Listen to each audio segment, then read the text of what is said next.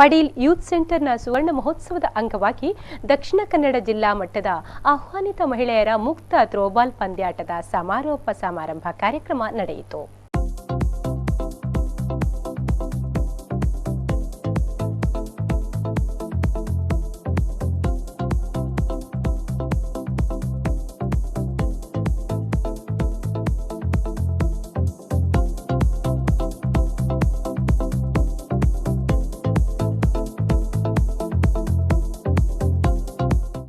ಸಮಾರೋಪ ಸಮಾರಂಭದಲ್ಲಿ ಮುಖ್ಯ ಅತಿಥಿಯಾಗಿ ಆಗಮಿಸಿದ್ದ ಮಂಗಳೂರು ಪಾಲಿಕೆಯ ಸದಸ್ಯ ಸುಧೀರ್ ಶೆಟ್ಟಿ ಕಣ್ಣೂರು ಮಾತನಾಡಿ, ಯೂತ್ ಫ್ರೆಂಡ್ಸ್ ಪಡೀಲ್ ಸುವರ್ಣ ಮಹೋತ್ಸವವನ್ನು ಆಚರಿಸಿಕೊಳ್ಳುತ್ತಿದೆ.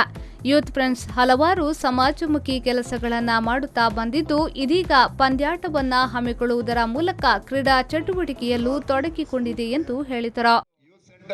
ಒಂದು ಕ್ರಿಕೆಟ್ ಮ್ಯಾಚ್ ಮಾಡಿದ್ರೆ ಅದು ಸಮಯಕ್ಕೆ ಸರಿಯಾಗಿ ಪ್ರಾರಂಭ ಆಗಿ ಮುಕ್ತಾಯದ ಹಂತದ ತನಕ ಅವರು ಕೊಟ್ಟಂತ ಏನೋ ಸಮಯ ಇದೆ, ಆ ಸಮಯದ ಪರಿಪಾಲನೆಯನ್ನು ಮಾಡಿ ಒಂದು ಶಿಸ್ತಿನ ತಂಡವಾಗಿ ಬಹುಶಃ ಈ ಭಾಗದ ಎಲ್ಲ ಯುವಕರಿಗೆ ಮಾರ್ಗದರ್ಶಕರಾಗಿ, ಕ್ರೀಡಾಭಿಮಾನಿಗಳಿಗೆ ಹಾಗೆ ಏನು ಕ್ರೀಡೆಯಲ್ಲಿ ಆಡುವಂತ ಎಲ್ಲರಿಗೂ ಕೂಡ ಬಹಳಷ್ಟು ಒಂದು ಪ್ರೋತ್ಸಾಹವನ್ನು ಕೊಡ್ತಾ ಬಂದಿರತಕ್ಕಂತಹ ಯೂತ್ ಸೆಂಟರ್. ಅನಂತರ ಕರ್ಮರ್ ಸಂಸ್ಥಾಂಗ ಸಮಿತಿಯ ಅಧ್ಯಕ್ಷರಾದ ವಾಸುದೇವ್ ಆರ್.ಕೆ. ಕೊಠಾರಿಯವರು ಮಾತನಾಡಿ, ಯೂತ್ ಫ್ರೆಂಡ್ಸ್ ಶಿಸ್ತುಬದ್ಧವಾದ ಸಂಘಟನೆ, ಜಿಲ್ಲೆಯಲ್ಲಿ ಇಂತಹ ಒಳ್ಳೆಯ ಸಂಘಟನೆ ಬೇರೆ ಎಲ್ಲೂ ಇಲ್ಲ ಎಂದು ಹೇಳಿದರು.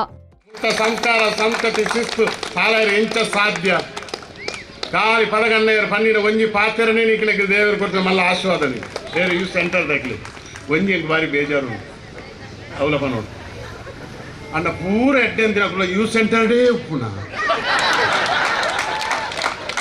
ಇಂದು ಎನ್ನ ದುಃಖ ಒಂಜಿ ಪ್ರಾರ್ಥನೆ ಉಂಟು ನಿಕ್ಕಲು ಮಾತ ಏತ್ ಸಂಘ ಸಂಸ್ಥೆಯಲ್ಲಿ ಉಂಡ ಅಡೇ ನಿಕ್ಕಲ ಒಂಜೊಂಜಿ ಮೆಂಬರ್ ನಕ್ಲೇನು ಒಂಜೊಂಜಿ ತಿಂಗಳು ಕೊಡ್ದು ನಿಕ್ಕಲು ಅಕ್ಲೇನು ತಯಾರು ಮಲ್ಪೋಡು ಬಂದ ಒಂಜಿ ಪ್ರಾರ್ಥನೆ ಇಂಚಿನ ಒಂಜಿ ಕಾರ್ಯಕ್ರಮ ಮಲ್ಪುನ ನಮ್ಮ ಜಿಲ್ಲೆಡಿಜ್ಜಿ ಅಂತ ತೂತುಜಿ ಅಲ್ಲ ತೂತುಜಿ ಈತು ಶಿಸ್ತುಬದ್ಧವಾದ ಈತು ದಾರೊಂಜಿ ಅಹಂಕಾರ ಇಜ್ಜ ಅಂದೆ.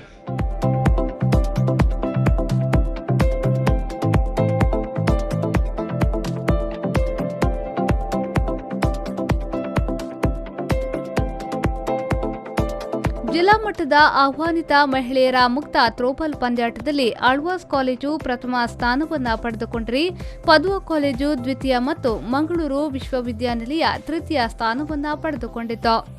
ಇದೇ ವೇಳೆ ವಿಜೇತ ತಂಡಗಳಿಗೆ ಬಹುಮಾನವನ್ನು ಗಣ್ಯರು ವಿತರಿಸಿದರು.